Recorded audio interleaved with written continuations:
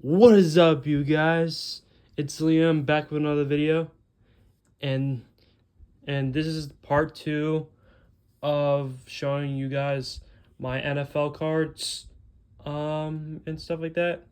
And for part 2, we're going to be doing the all-timers. Anyways, let's dive in right into it, shall we? Our first card is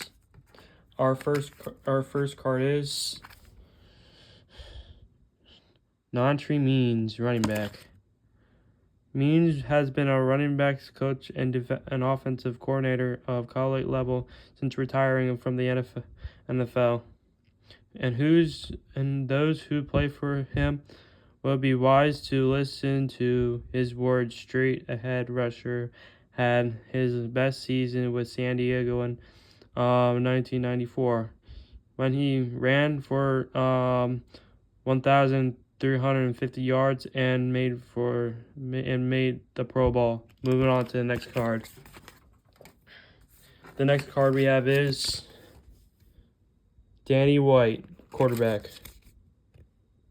Fitting right in with the legacy of winning quarterbacks in Dallas, White took the Cowboys to double-digit victories in 3 of his first 4 seasons as starting single caller. The Arizona State product went 41-15 from 1980 to 1983, throwing for more than 1,200 yards with 19 touchdowns within that spine or something like that. Moving on to the next card. The next card we have is Tony Boselli. The Jaguars of the mid to late 1990s blossomed into a playoff caliber team faster than anyone would have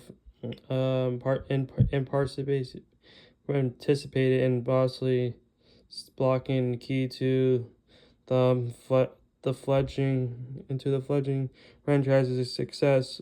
The Hall of Fame OT let nobody near quarterback Mark Brunell, and was named to 5 straight Pro Bowls beginning in 1996. Moving on to the next part. Moving on to the next card. The next card we have is Seth Joyner, linebacker. Joy was the key Kong to the Eagles' beloved defenses of late 1980s and early 90s. We exemplify the blue-collar mentality of the city, and that's when the love affair began. He said, "It's amazing how people, even now, still talk about the defense. It was special then, and it's just as special now." Moving on to the next card. The next card we have is Mike Esolet, fullback.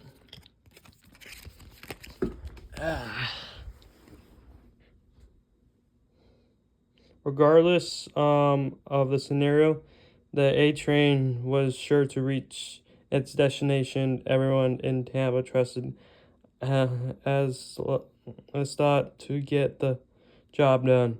If you needed a yard, Mike would get you to Buccaneers over. Brian Gazer told the USA Today, if you needed to grind out the game at the end, Mike was the man for you.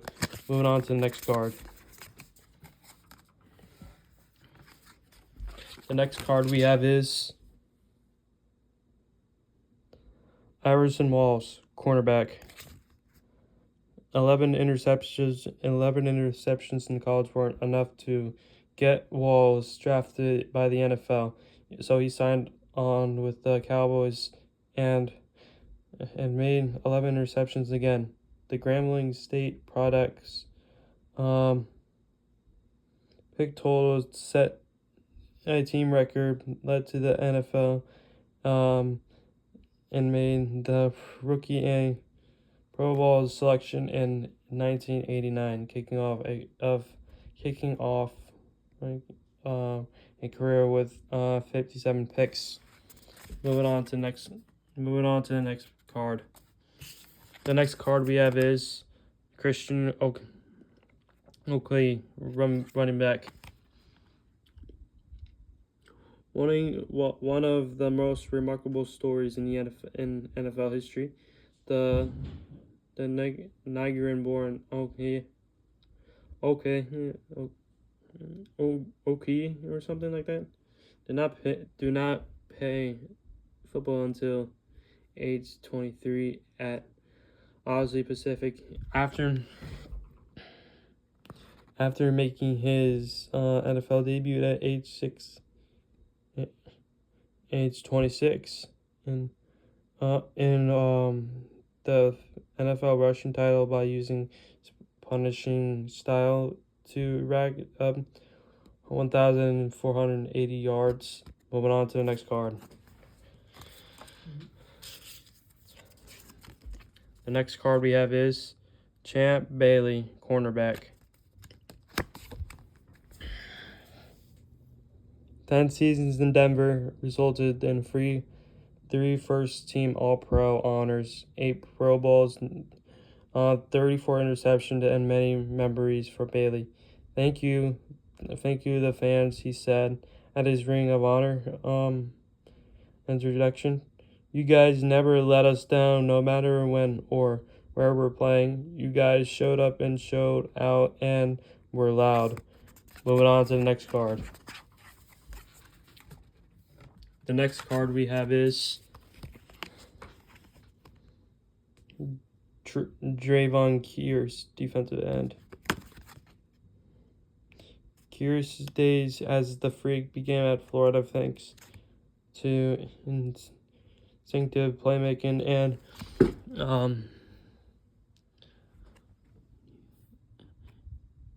and tremendous athleticism.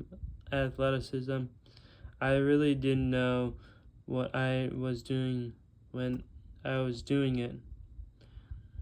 I was just running around having fun, he told A to Z Sports. I was trying to keep my scholarship. I was trying to keep my uniform. Moving on to the next card. The next card we have is Bernie Kosar. Bernie Kosar, my bad. A 12-year career in the NFL left Kosar with more than 100 victories and many memories. Best of all, the chance to just play a game I haven't had to grow up. The beloved pro leader of the Browns said, I got to be a quarterback and play in an amazing sport with a bunch of best friends out there. Moving on to the next card.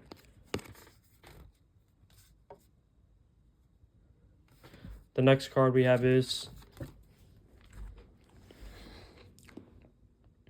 Boomer Esiason, quarterback. Like any QB, Iceland appreciated his offensive line, the biggest in football. The 1988 MVP said of his group, I'll never forget the second game in 88 at Philadelphia. That was a real test because they had the best defensive line in football, and our line gave me all the time I needed. He threw 4 touchdown passes. Moving on to the next card.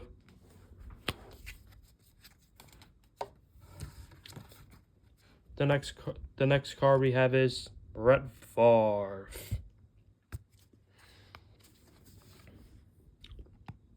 The few players in NFL history have dominated over a 3-year run like Favre did during his 1995 to 1997 peak.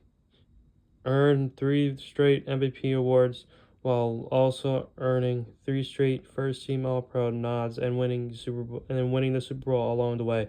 Moving on to the next card. The next card we have is Jerry Rice.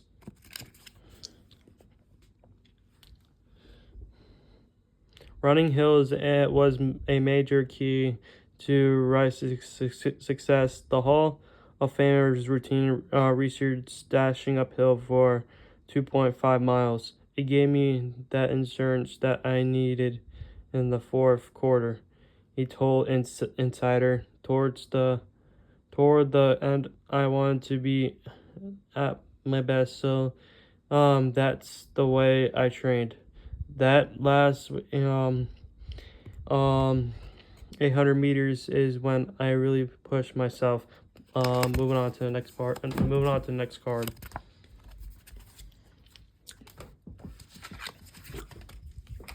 The next card we have is Johnny Manziel.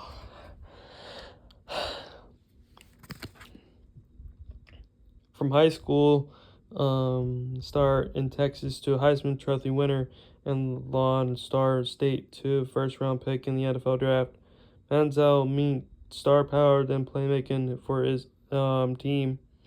Kenrell, Tybee High School, Texas A&M, and the Browns have that in common. The treat of watching dazzling quarterback change the game. Moving on to the next card.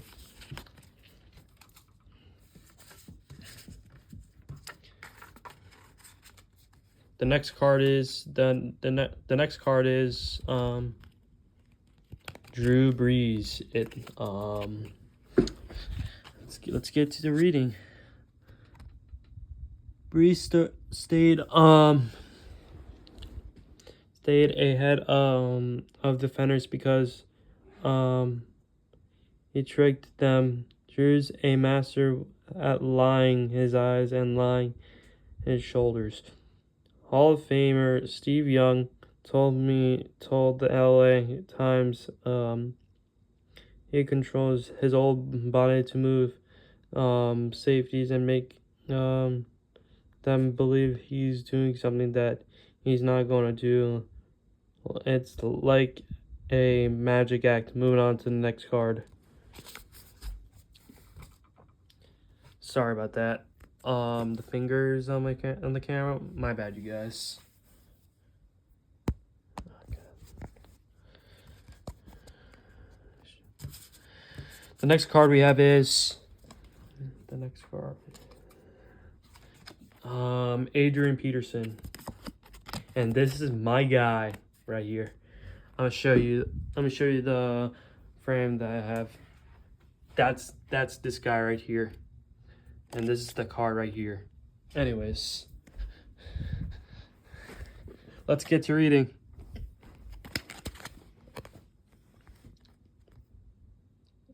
Week in and week out during his prime.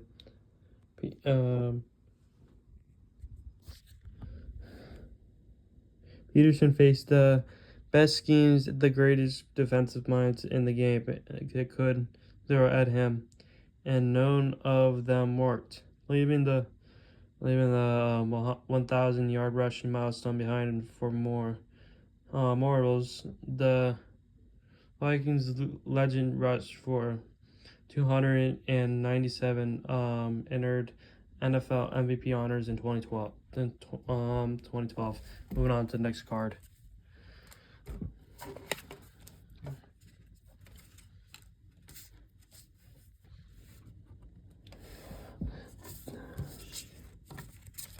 The next card we have is Dan Marino. A great what if in NFL history is thought of a what Prime Marino would do if he played with the current rules that favor high-powered offenses. As it stands, the Hall of Famed offense quarterback that was a man ahead of his time.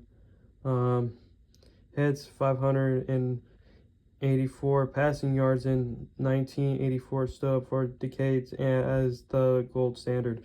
Moving on to the next card.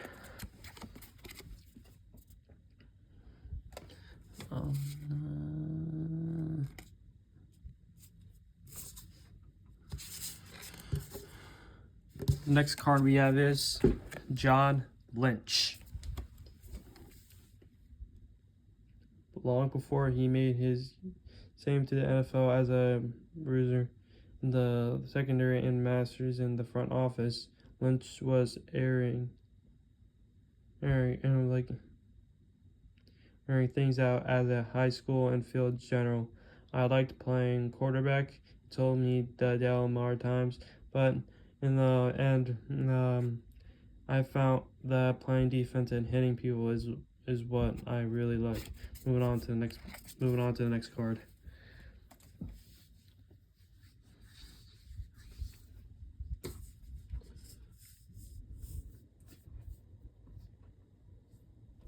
The next card we have is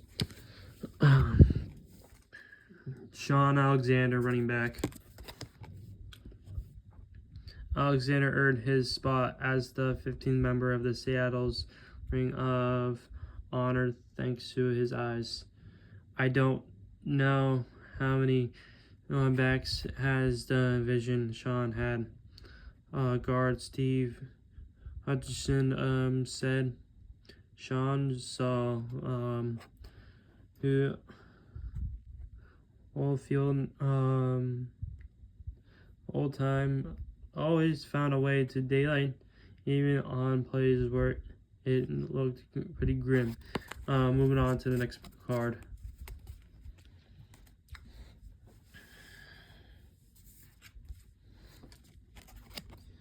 The next card is Joe Thomas. Thomas' dictation to Cleveland showed his 1,363 consecutive snaps from the moment he was drafted. For him to stay motivated and perform the way he did, it's just a remarkable achievement. Former GM Phil Savage said, while all the pieces changed around him, he just stayed the same. Just amazing. Moving on to the next card.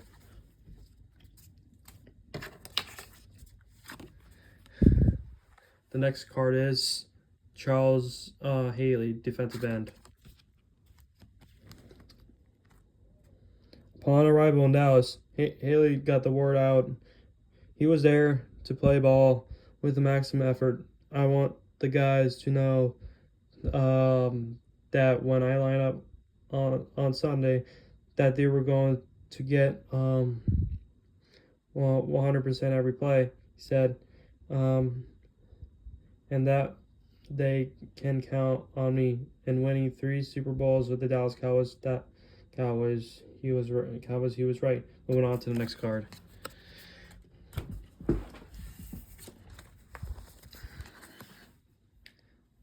The next card is Andrew Rison. Nicknames rarely fit a player than Bad Moon fit Rison, inspired by the Creedence Clearwater Revival song.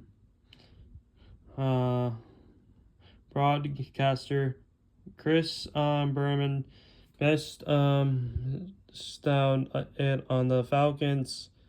Star and receiver lived up to the by being bad news to the star backs across the NFL for 12 years, tying for the league in touchdown catches in 1993. Moving on to the next card. 3 more cards, you guys. These are the final 3 cards. And the next card is Lawrence Taylor. Taylor was the ultimate game record for phenomenal former Giants defensive end George Martin said he was just greatness, greatness personified. That this guy did things that were never imagined could be done. His speed, his power, he intimidated quarterbacks that they wouldn't call singles until they knew where 56 was. Moving on to the next card. The next card is Brian Dawkins. Dawkins was specialized in the laying of the boom of the Hall of Fame. His favorite hit came against Carolina on November 7, 1999, when he put Fred's Lane on his back in that small area within 3 yards, 4 yards, and I was able to generate the amount of force to basically run through the 230-pound running back, he told NBC Sports. Moving on to the final card. The final card is Howie Long, defensive end. If you watched Long play during his incredible prime, you're likely unsurprised he went on to a successful career as a commentator. The Hall of Fame defensive end was as cerebral as he was athletic, traits that made a 3-time first All-Pro and earned him a spot on a NFL 1980s All-Decade team. That is it for the video, guys. Make sure to like, subscribe, comment, turn on post notifications for part 3 and stuff like that. Make sure to comment down below what was your favorite card in this video. Comment down below and all that. Anyways, guys, I'll see you in the next video. Have a good day and peace out.